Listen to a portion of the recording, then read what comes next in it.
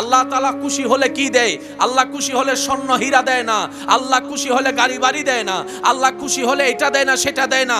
আল্লাহ খুশি হলে মানুষের যেটা সবচেয়ে বেশি দরকার সেটা হচ্ছে শান্তি, আল্লাহ সেই শান্তিটাই ওনাকে দান করে। সত্যি করে একটা কথা বলেন, 5 তলা বিল্ডিং ওয়ালা শান্তিতে ঘুমাতে পারে? ফ্যাক্টরির অনেক মালিক শান্তিতে ঘুমাইতে পারে? বর্তমান সময় অনেকে ঘুমের ওষুধ খাওয়ার পরও ঘুমাইতে পারে, কিন্তু রাস্তার পাগলদেরকে দেখবেন, ঘরও নাই বাড়িও নাই, জিয়ত রাত। আপনার আমার খাবারের জন্য বাজারের দরকার, বাজারের জন্য টাকার দরকার, টাকার জন্য চাকরি ব্যবসার দরকার। মিস্টার পাগলের নাই কোনো চাকরি, নাই কোনো ব্যবসা, কিন্তু কোনো পাগল তো উপবাসে মারা যায় নাই, উপবাসে থাকে নাই। এবার পাগলকে জিজ্ঞেস করলাম, মামা চাকরিও নাই ব্যবসাও নাই, কখনো তোরে বাজার করতেও দেখলাম না, খাস কেমনে? তখন সে পাগল উত্তর দেয়, রিজিকের দায়িত্ব তো বান্দার উপর নয়, রাজ্জাকের উপর, ওই রাজ্জাকে খাবার ব্যবস্থা করে দেয়। আপনাদের মাঝে মধ্যে অনেক বন্ধু বান্ধব দেখবেন হঠাৎ করে একটা প্ল্যানিং করে, চল কিছু বিরিয়ানি বানায় প্যাকেটিং করে রাস্তায় দিই। হয়? বলেন না হয়? এদিকে আপনারা প্ল্যানিং করতেছেন আপনাদের জ্ঞানে, ওদিকে মোড়ের মধ্যে একজনে বলতেছে, আল্লাহ টাকা, আত্মীয়, মা বাপ, ওদিকে উনি বলতেছে আল্লাহ, এদিকে আপনার মনের মধ্যে তুই বাত রেডি কর, যা দেখ। এতগুলো রাস্তা থাকতে আপনার গাড়ি সেদিকে যাচ্ছে যেদিকে বান্দা দোয়া করছে। বেশিরভাগ সময় একা চলার, একা থাকার চেষ্টা করবেন, কারো উপর ভরসা ইন্ডিপেন্ডেন্ট হয়েন না। যেই কাজ নিজে করার চেষ্টা করবেন, কারণ আপনাকে আমাকে কোনো না কোনো দিন একদিন একা হতেই হবে। যদি অভ্যাস হয়ে যায় মানুষ ছাড়া থাকতে না পারার, সে মানুষ যদি কোনোদিন বেড়াইতে যায়, মারা যায়, আপনার রাত্রে আর ঘুম আসবে না। একটু জোরে বলেন না। আপনার অভ্যাস যদি এমন হয়, আপনার অভ্যাস যদি এমন হয় আপনি একা ভাত খেতে পারেন না, কাউকে না কাউকে লাগে, তাহলে জীবনে এমন সিচুয়েশন আসবে যে আপনার পাশে মানুষও থাকবে না, আপনাকে একা ভাত খাইতে হবে, সেদিন আপনার কণ্ঠনালী দিয়ে ভাত নামবে না। দুনিয়াতে বাঁচতে গেলে সর্ব বিষয়ে প্র্যাকটিস থাকা উত্তম। একটু জোরে বলেন না। এমন কোনো বিষয় আপনার জীবনে রাখবেন না যেটা আপনার না থাকলে, না পেলে আপনাকে ভেঙে দিবে, মন খারাপ করাই দিবে। ভরসাটা থাকবে রবের উপর। একা চলতে থাকেন, আসছি একা, যাবো একা, একাই আমাদের জীবন। আর কোনো বান্দা যদি আপনাকে জিজ্ঞেস করে তুই একা চলিস কেন, আপনি উত্তরে দিবেন, আমি একা চলি না, আমার রবের রহমতের ছায়া নিয়ে চলি। সুবহান। তোরা দেখছিস আমি একা, কিন্তু আমার মন দেখছে আমার চতুর্দিকে আমার রব্বুল আলামিনের রহমত আমাকে জড়িয়ে ধরে আছে। বলেন সুবহানাল্লাহ। আল্লাহ তোমার এত নাম কেন? রব বলে যে আমার প্রত্যেকটা নাম শুধু বান্দা তোদের জন্য, তোদের উপর দয়া করার জন্য, তোদের কল্যাণের জন্য। রব বলে আমি সব জানি, ভিতর বাহির প্রকাশ গোপন। তোদের গুনাহ যদি বাহিরে প্রকাশ হয় তোরা বেইজ্জত হয়ে যাবে। স্বামী দেখাতে পারবে না নিজের চেহারা, স্ত্রীর সামনে মাথা উঁচু করে দাঁড়াতে পারবে না, স্ত্রী কখনো চোখ মিলাতে পারবে না স্বামীর চোখের সাথে। এমন গুনাহ আমি জানি, কিন্তু আমি যেটা তোরা জানিস কাউকে জানতে দিই না, কারণ আমি আল্লাহ হলাম সত্তার, দোষের উপরে রহমত দিয়ে আমি চাদর দিয়ে ঢাকাই দিই। আল্লাহর প্রত্যেকটা গুণবাচক নাম আল্লাহর জন্য নয়, ফায়দা আমাদের জন্য। সুবহানাল্লাহ বলেন না। আল্লাহর একটা নাম রাজ্জাক আছে না? যদি কষ্ট না হয় একটু আওয়াজ দেন। আল্লাহর একটা নাম রাজ্জাক আছে না? রাজ্জাক তিনি কে? বলেন না। রাজ্জাক তিনি কে? রিজিকের চাবি কার হাতে? সবার রিজিকের দায়িত্ব কার হাতে? এই কথা যদি কোনো মুসলমান বুঝে ফেলতে পারে, বিশ্বাস করেন তার জীবনের 95% টেনশন শেষ। শুধু এই রাজ্জাক নামটা বুঝতে পারলে হবে, আর কিচ্ছু লাগবে না। একটা মানুষ দুনিয়াতে ভালোভাবে বেঁচে থাকার জন্য নিয়ামত রহমতের দরকার আছে না নাই? এবার বলেন, নিয়ামত দাতাকে, রহমত দাতাকে। বেঁচে থাকার জন্য রিজিকের দরকার, খাবারের দরকার, একটু জোরে বলেন। দেখার জন্য চোখের দরকার, শোনার জন্য কানের দরকার, চলার জন্য শক্তির দরকার, খাওয়ার জন্য পেটের দরকার, হজমের জন্য হজম শক্তি দরকার। সবকিছু যা দরকার একটা মানুষের লাইফ করার জন্য সবকিছু দিচ্ছেন কে? আপনার রিজিকের দায়িত্ব যদি আপনার চাচা জেডার হাতে থাকতো তাইলে আপনার টেনশন করা দরকার ছিল। আমি কি বুঝাতে পারছি কথা? আপনার ছেলে মেয়ে রিজিকের দায়িত্ব কার? সুতরাং সেখানে আপনার চাচা আসুক, জেঠা আসুক, মামা আসুক, খালা আসুক, কেউ চাইলে তো আর রিজিক ছিড়াই নিতে পারবে? কোন বাবা যখন এই কথা, কোন মা যখন এই কথা অন্তরে লালন করবে, আমার সন্তানের রিজিকের দায়িত্ব আমার আল্লাহর, সুতরাং আমার আল্লাহ তো দয়ার সীমা নাই, আমার আল্লাহ তো রহমানিয়তের সীমা নাই, আমার আল্লাহ তো করুণার সীমা নাই, সুতরাং আমি আমার পরিবার নিয়ে টেনশন করারও দরকার নেই। রব বলে যে আমি চাইলে হুকুম দিলেই হয়ে যাবে, কিন্তু আমি সেটা করব না। আল্লাহ বলে যে আমি চাইলে হুকুম দিলে হয়ে যাবে, কিন্তু আমি সেটা করব না। আমি চাই কে কে আমার বান্দার ভিতর আমার জন্য দেওয়ার আগ্রহী আছে। সুবহানাল্লাহ।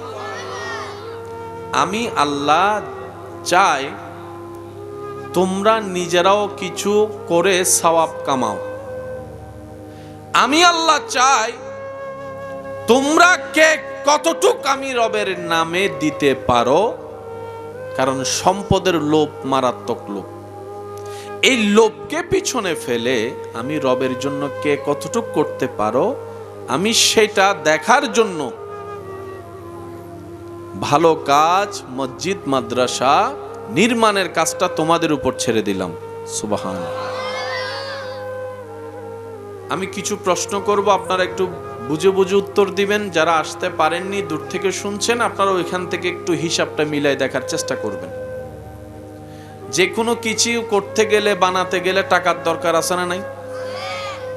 অনেক সময় দেখবেন মিস্ত্রি যতটুকু এস্টিমেট দেয়, কাজ করতে নামলে তার চাইতে ডবল লাগে। তাহলে আপনার 12 লাখ নিয়ে নামলেন, 10 লাখ এস্টিমেট ছিল, 20 লাখও এখন কাজ শেষ হতে পারে। এরকম অনেক কাজ বন্ধ হয়ে গেছে, অনেক কাজ পরিপূর্ণ হয়। বুকের মধ্যে হাত রেখে একটা কথা বলেন, এই পর্যন্ত কোন মসজিদ অসম্পূর্ণ আছে দেখান? জোরে বলেন। কোন মাদ্রাসা অসম্পূর্ণ আছে দেখান? কোনো না কোনো ভাবে আল্লাহ কিছু বান্দার ব্যবস্থা করে দেয়।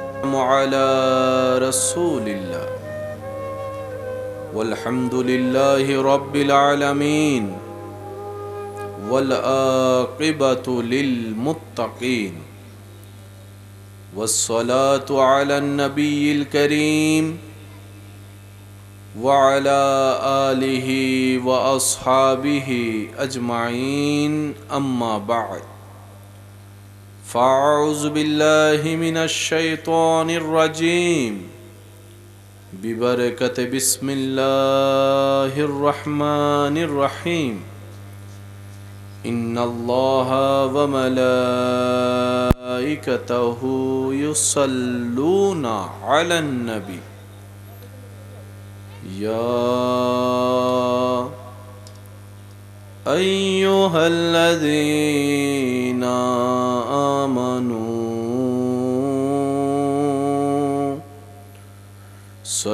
صلوا عليه وسلموا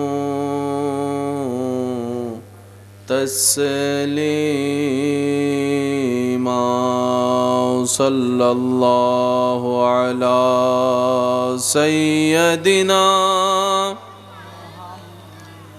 وعليه وصحبه وسلم صلى الله على سيدنا محمد وعليه وصحبه صلاة يا رسول الله عليكم سلام يا صلاة يا رسول الله عليكم سلام يا حبيب الله اللهم صل على مولانا محمد وعلى آل سيدنا مولانا যাই যদি মোর তন জানো এতে নাই মোর ভাবনা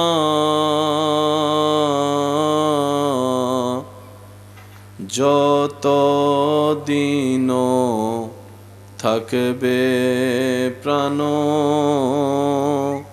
নবীজিকে ভুলব না আল্লাহুম্মা সাল্লি আলা মাওলানা মুহাম্মদ ওয়া আলা আলি মাওলানা দরুদ পড়ো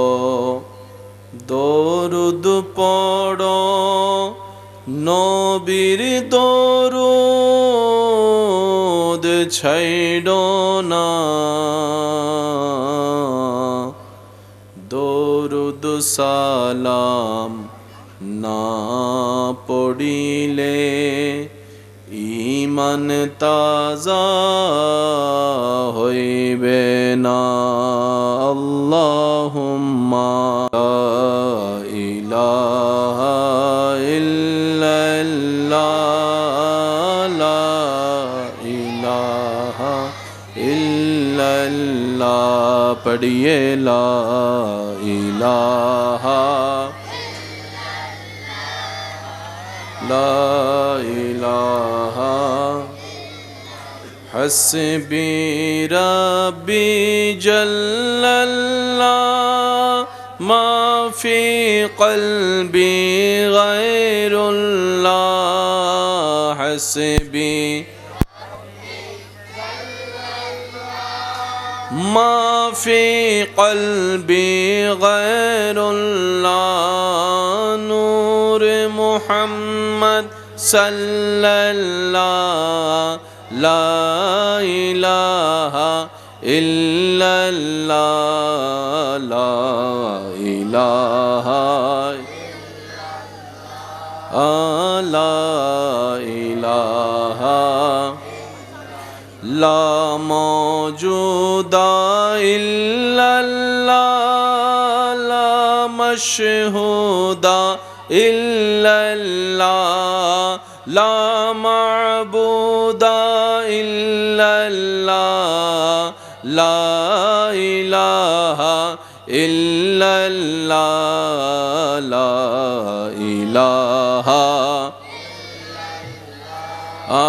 লা ইলাহা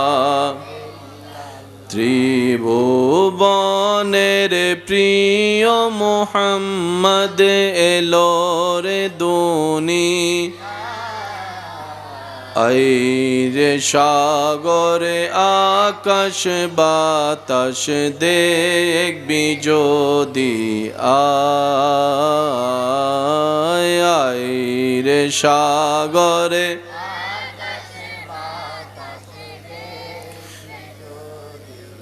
দেখামে না মায়ের কোলে দোলে শিশু ইসলাম দোলে দেখামে না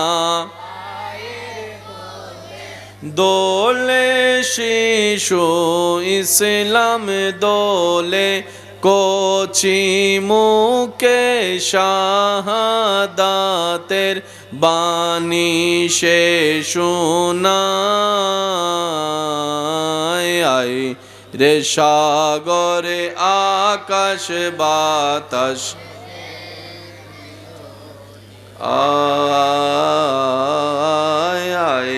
রে সাগরে আকাশ বাতাস দেখবি যদি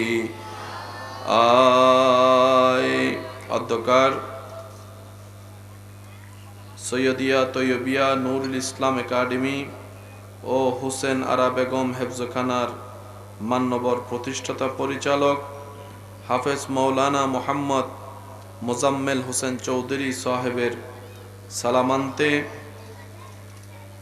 মোহাম্মদ মুদ্দাসির চৌধুরী সাহেবের আহ্বানে আজকের এই সৈয়দিয়া তৈয়বিয়া নূরুল ইসলাম একাডেমি ও হোসেন আরা বেগম হেফজখানার ৬ষ্ঠতম সালানা জলসা ও বিদায়ী ছাত্রদের দস্তারবন্দি সনদ প্রদান অনুষ্ঠানের মান্যবর সভারত্ন হাজারো আলেমের উস্তাজ ফখরুল ওয়াইজিন উস্তাজুল উলামা মুফতিয়ে আহলে সুন্নাত মুজাহিদ দ্বীন ও মিল্লাত মুফাসসিরে কুরআন হুজুর আল্লামা মুফতি সৈয়দ মুহাম্মদ ওসিউর রহমান আল কাদেরী হুজুর কেবলায়ে আলম, আজকের মাহফিলের সম্মানিত মান্যবর উদ্বোধক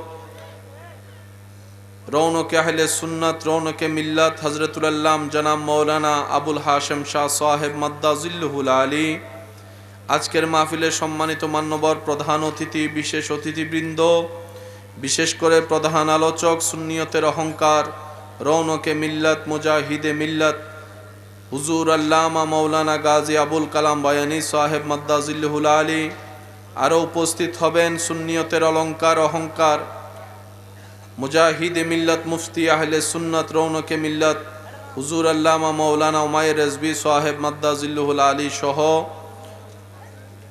ওয়াদিগার উলামায়ে কেরাম, উপস্থিত হাজিরিন জাকিরিন মুহিব্বিন, এলাকার সম্মানিত ব্যক্তিবর্গ, উপস্থিত আল্লাহর প্রেমিক নবীর প্রেমিক ইমানদার ভাইয়েরা, আসসালামু আলাইকুম ওয়া রাহমাতুল্লাহি তাআলা ওয়া বারাকাতুহু। একবার উচ্চস্বরে বলি আলহামদুলিল্লাহ। আল্লাহ তাআলা আমাদের সবার হাজিরি কবুল করুন, আমাদের সবার জীবনের গুনাহ ক্ষমা করুন, আমাদের মা বাবা দাদা দাদি নানা নানির গুনাহ ক্ষমা করুন, আমাদের আত্মীয় স্বজন এবং এলাকার যারা কবরের আযাবে কষ্ট পাচ্ছে এখন, আল্লাহ সবার দোয়া কবুল করে প্রত্যেকটি কবরবাসীকে আযাব থেকে মুক্তি দান করুন।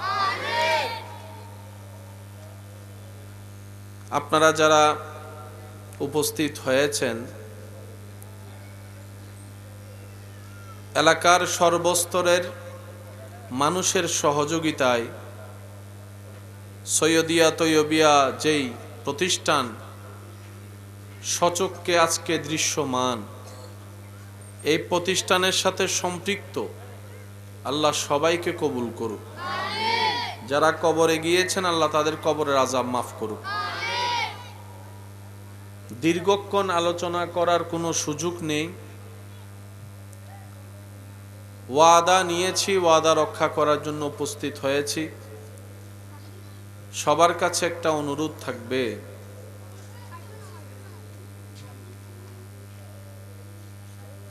যতক্ষণ সময় আল্লাহ তাআলা আমাকে বলার সুযোগ দিবেন একটু মনের কান দিয়ে শোনার চেষ্টা করবেন, আর আমাকে একটু আওয়াজ দিয়ে সহযোগিতা করবেন। যেহেতু মাহফিলের এখন প্রথমের বাদাল মাগরিব, মাহফিল সুন্দর আল্লাহ নিজেই করাই দেয়। বাবা একটু বাবা বসে যান।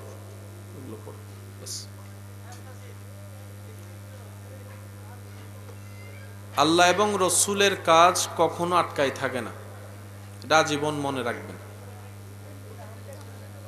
যার নিয়ত পরিষ্কার, যার থাকবে পরিশ্রম চেষ্টা, সে যেই হোক আল্লাহ তার কাজকে সুন্দর করে নিজ দায়িত্বে গোছাই দেন। বলি সুবহানাল্লাহ। বাবা একটু কথাগুলো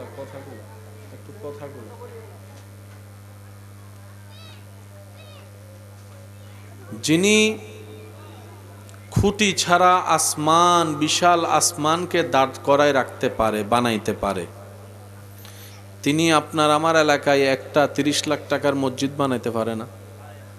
বলেন না, পারে না? আল্লাহ তো চাইলে পারে। বিশেষ করে চট্টগ্রামের মানুষ এই বিষয়টা ভালো জানে, গায়েবী মসজিদ। গতকালকেও যেখানে কোনো মসজিদ ছিল না, রাতে রাতে একটু বলেন, এরকম হাজার নজির আছে না নাই? চট্টগ্রামের বাহিরের খবর জানি না, চট্টগ্রামেরটা আমরা জানি। এরকম অনেক আপনারাও দেখেছেন, রাতে কোনো মসজিদ কোনো জায়গার মধ্যে কিছু নাই, সকাল সকাল উঠে দেখে কাঠামো তৈরি হয়ে গেছে।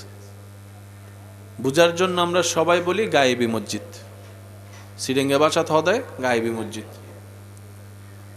তুললেন কে? আওয়াজটা দেন। যিনি সব কিছু বানাইতে পারে তিনি মসজিদও বানাইতে। কিন্তু প্রায় সময় দেখবেন কোনো জায়গায় যখন মসজিদ মাদ্রাসা হয় তখন সবার সহযোগিতা নেওয়া হয়, গ্রামবাসী এলাকাবাসীর সহযোগিতা নেওয়া হয়।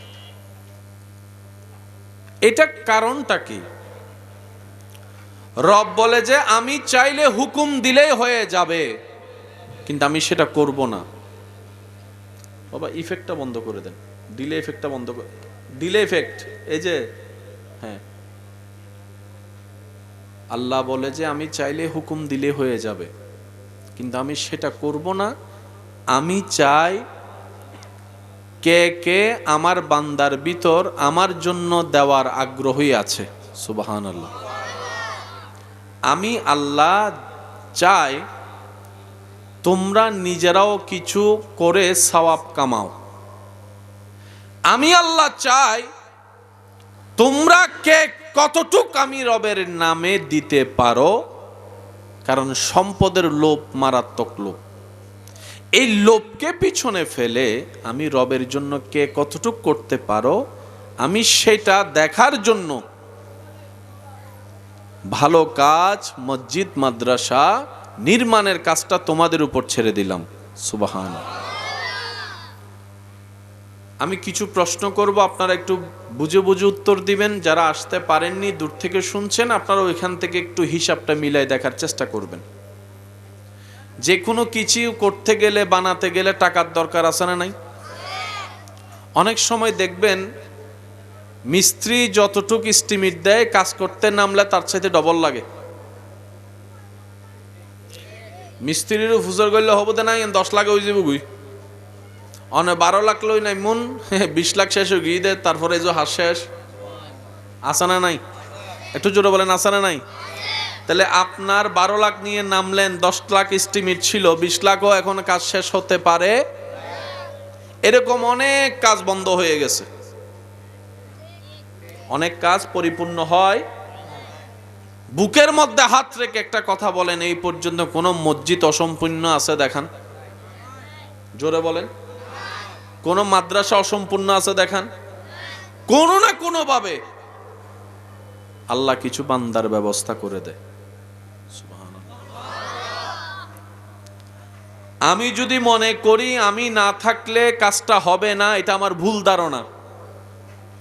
আল্লাহর কাজ আল্লাহ করে নেই, আল্লাহর কাজ আল্লাহ করাই নেই, আল্লাহর কাজ আল্লাহ নিজে বরকত দিয়ে দেয়। আমি জানি না এই প্রতিষ্ঠান সম্পর্কে তেমন ভালো কিছু, তেমন কোনো ধারণা আমার নেই। তবে আমি এতটুক বলতে পারি, এতটুক পর্যন্ত আসার রাস্তাটা সহজ ছিল না। বলেন, কাজটা কি খারাপ না ভালো? কিন্তু তারপর অনেকেই বদনাম করেছে, অনেকেই বিরোধিতা করেছে, অনেকে হয়তো এমনও বলেছে দরকার কি, এক সময় হয়তো বলেছে অনেকে। কারেন্টের তার ছিল, আচ্ছা, 11,000 কিলো। আল্লাহু আকবার। হ্যাঁ, সুবহানাল্লাহ।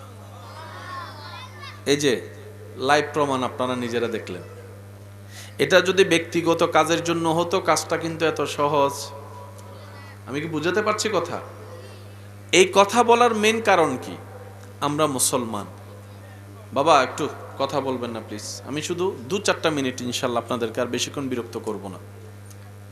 আমরা মুসলমান, অন্যরা যেভাবে ভাবে আমরা সেভাবে ভাবলে মানাই না।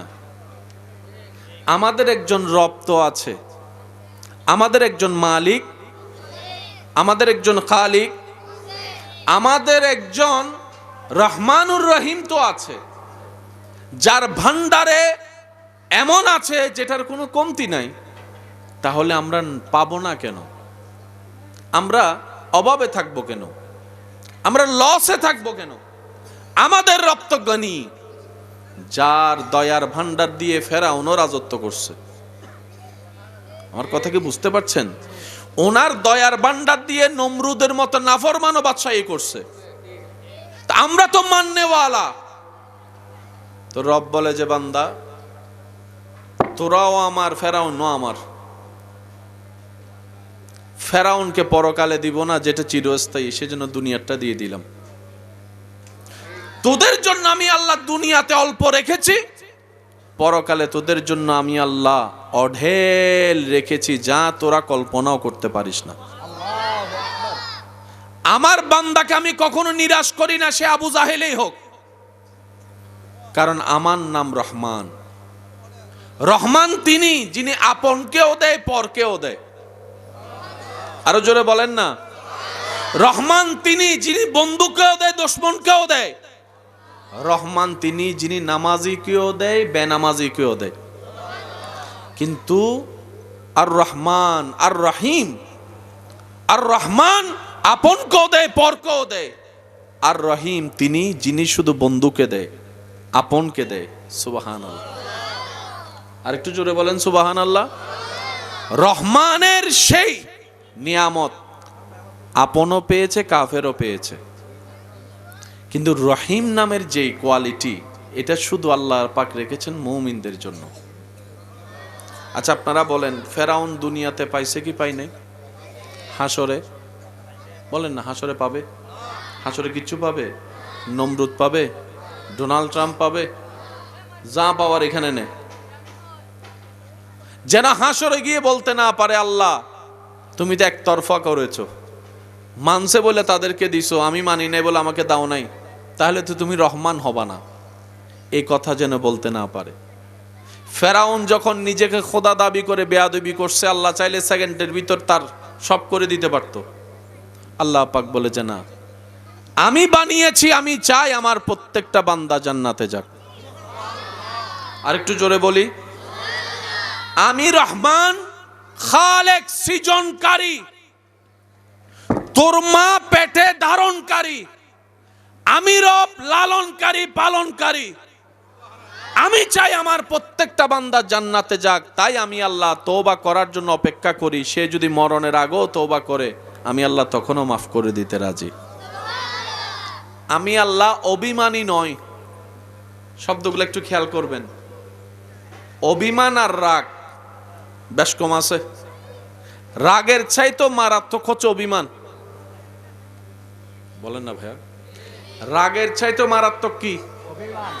রাগ হচ্ছে বড় তুফানের মতো, ধমকা হওয়ার মতো আসবে, চলে যাবে।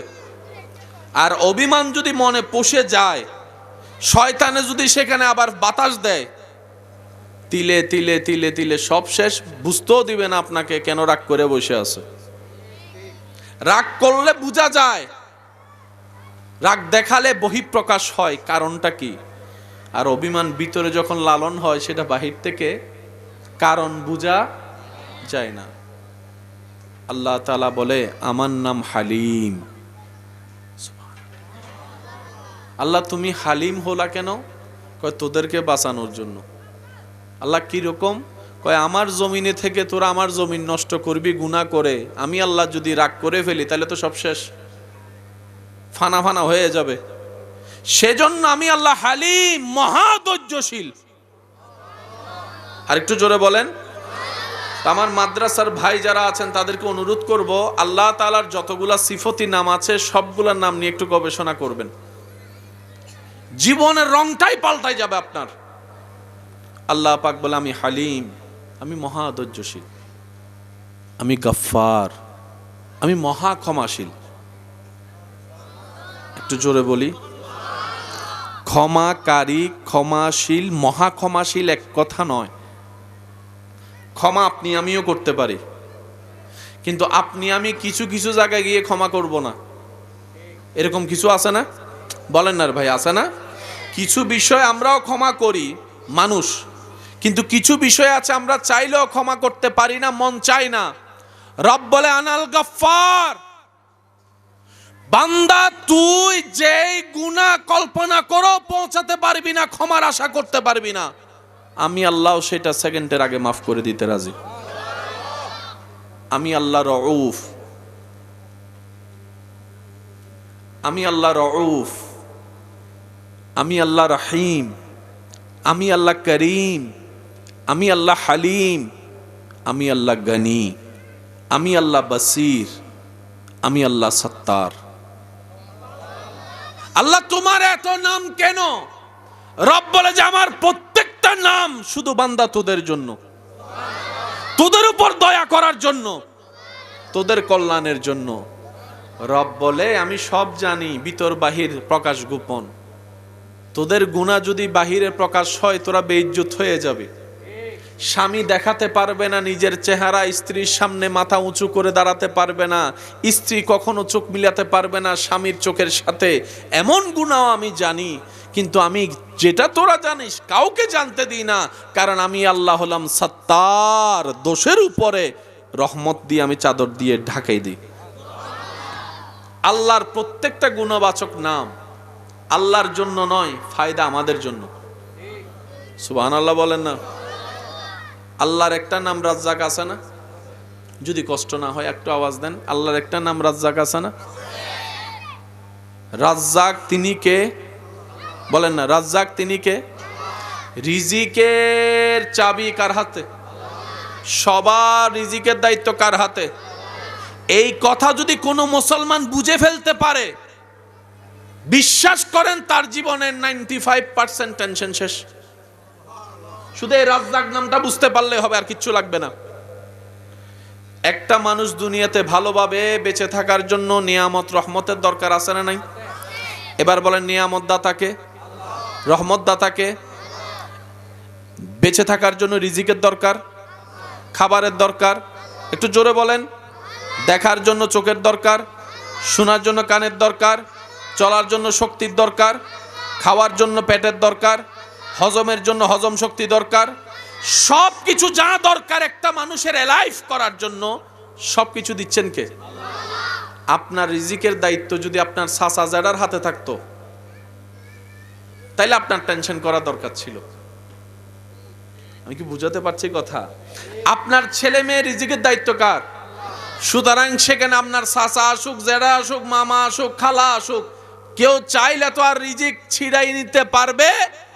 কোন বাবা যখন এই কথা, কোন মা যখন এই কথা অন্তরে লালন করবে, আমার সন্তানের রিজিকের দায়িত্ব আমার আল্লাহর, সুতরাং আমার আল্লাহ তো দয়ার সীমা নাই, আমার আল্লাহ তো রহমানিয়তের সীমা নাই, আমার আল্লাহ তো করুণার সীমা নাই, সুতরাং আমি আমার পরিবার নিয়ে টেনশন করারও দরকার নেই।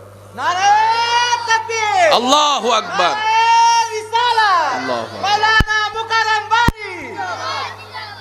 এবার আওয়াজ দিয়ে বলেন, আপনার সন্তানকে কি আপনি খাওয়ান না আল্লাহ খাওয়ায়? কে? আল্লাহ, যিনি আপনকেও খাওয়ায় পরকেও খাওয়ায়। তা আপনার ছেলে মেয়েকে খাওয়াইতে পারবে না? বলেন না পারবে? বলেন না পারবে? তাহলে তো আপনার আমার 2 নম্বরই করে সম্পদ অর্জন করার দরকার। ব্যাংকে জমায় রাখার নামাতে জমায় রাখার, জমানো জিনিসটা আল্লাহর পছন্দ না।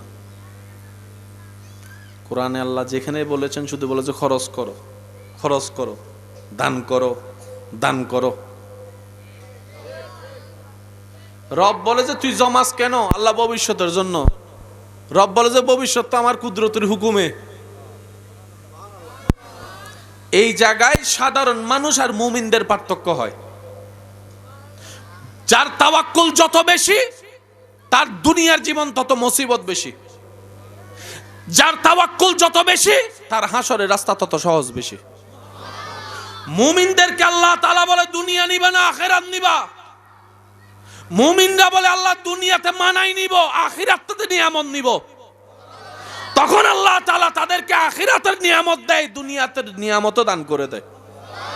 সেজন্য আপনার আমার হাজার কিছু করলেও ইজ্জত পাই না, কিন্তু আল্লাহর ওলি যারা হয়েছেন ওনারা হাসরও ইজ্জত পাবেন, দুনিয়াতেও ইজ্জত পাচ্ছেন। একটু জোরে বলেন না। আপনি আমারও যেরকম খাবার পেটে যায়, আল্লাহর বন্ধুদেরও খাবার পেটে যায়। আপনার আমার পেট ভরতে 3 প্লেট লাগে, আল্লাহ ওয়ালাদেরকে আল্লাহ দয়া করে সে আধা প্লেটে পেট ভরাই দেয়। তো বিশাল অট্টালিকার সে রেঞ্জ রোভার গাড়ি আর ডুপ্লেক্স বাড়ি দিয়ে আল্লাহ দেয় না। আল্লাহ তাআলা খুশি হলে কি দেয়? আল্লাহ খুশি হলে স্বর্ণ হীরা দেয় না। আল্লাহ খুশি হলে গাড়ি বাড়ি দেয় না। আল্লাহ খুশি হলে এটা দেয় না, সেটা দেয় না। আল্লাহ খুশি হলে মানুষের যেটা সবচেয়ে বেশি দরকার সেটা হচ্ছে শান্তি, আল্লাহ সেই শান্তিটাই ওনাকে দান করে। সত্যি করে একটা কথা বলেন, 5 তলা বিল্ডিং ওয়ালা শান্তিতে ঘুমাতে পারে? বলেন না। ফ্যাক্টরির অনেক মালিক শান্তিতে ঘুমাইতে পারে? বর্তমান সময় অনেকে ঘুমের ওষুধ খাওয়ার পরও ঘুমাইতে পারে, কিন্তু রাস্তার পাগলদেরকে দেখবেন, ঘরও নাই বাড়িও নাই, জিয়ত রাইত ইন্নমাতে আরো জোর হন ভাই, জিয়ত রাইত। আপনার আমার খাবারের জন্য বাজারের দরকার, বাজারের জন্য টাকার দরকার, টাকার জন্য চাকরি ব্যবসার দরকার। মিস্টার পাগলের নাই কোনো চাকরি, নাই কোনো ব্যবসা, কিন্তু কোনো পাগল তো উপবাসে মারা যায় নাই, উপবাসে থাকে নাই। এবার পাগলকে জিজ্ঞেস করলাম, মামা চাকরিও নাই ব্যবসাও নাই, কখনো তোরে বাজার করতেও দেখলাম না, খাস কেমনে? তখন সে পাগল উত্তর দেয়, রিজিকের দায়িত্ব তো বান্দার উপর নয়, রাজ্জাকের উপর, ওই রাজ্জাকে খাওয়ার ব্যবস্থা করে দেয়। আপনাদের মাঝে মধ্যে অনেক বন্ধু বান্ধব দেখবেন হঠাৎ করে একটা প্ল্যানিং করে, চল কিছু বিরিয়ানি বানায় প্যাকেটিং করে রাস্তায় দিই। হয়? বলেন না হয়? এদিকে আপনারা প্ল্যানিং করতেছেন আপনাদের জ্ঞানে, ওদিকে মোড়ের মধ্যে একজনে বলতেছে আল্লাহ, বলেন না, টাকা, আত্মীয়, মা বাপ, ওদিকে উনি বলতেছে আল্লাহ, এদিকে আপনার মনের মধ্যে তুই বাত রেডি কর, যা দে। এতগুলো রাস্তা থাকতে আপনার গাড়ি সেদিকে যাচ্ছে যেদিকে বান্দা দোয়া করছে। সুবহানাল্লাহ জোরে বলেন। উনি হচ্ছে রাজ্জাক। বাবা এদিকের আওয়াজগুলো যদি একটু বন্ধ করা যায় প্লিজ। আপনাদের কি কষ্ট হচ্ছে কোনো? স্যার মন ভরে একবার দরুদ শরীফ পড়েন, আল্লাহুম্মা সাল্লি আলা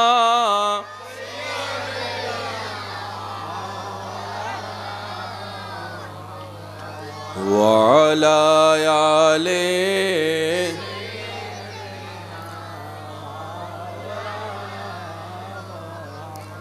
এনাই সুন্দর আওয়াজ ইবে উন্নি আই সাই সিডিঙ্গে আওয়াজ একবার দরুদ শরীফ পড়ন চাই, আল্লাহুম্মা সাল্লি আলা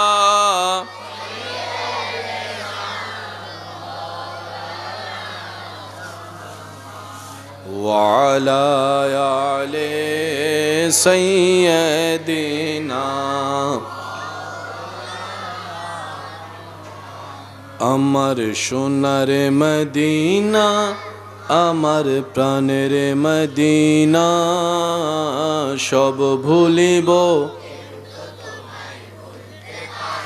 ভুলিনি, ভুলব না, ভুলতে পারি না, ভুলিনি, ভুলব না, ভুলতে পারি না, সব ভুলিব।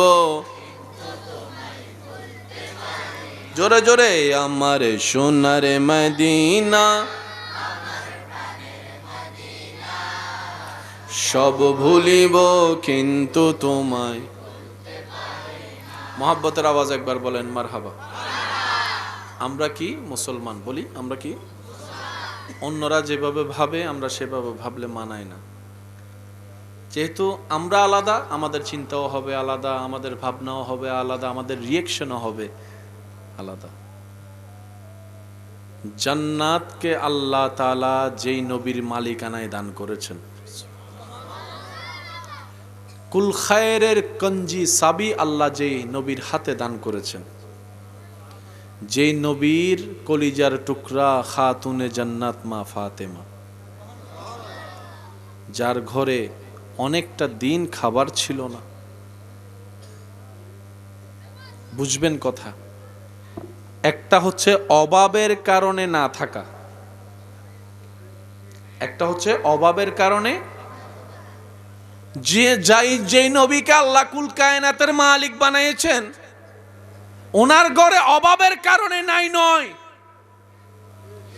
ছিল যা মানুষকে দিতে দিতেই শেষ। বুঝবেন কথা, অভাবের কারণে নয়। আচ্ছা, নবী যদি একবার বলতেন আল্লাহ দুনিয়ার হানা হাইতেন ন, জান্নাতের হানা ফাটাও, বলেন বলেন বলেন বলেন বলেন, পাঠাতো পাঠাতো? নবী একবার বলছে আল্লাহ জান্নাতের খানা দাও? বলছে একবারও? বলেন না বলছে?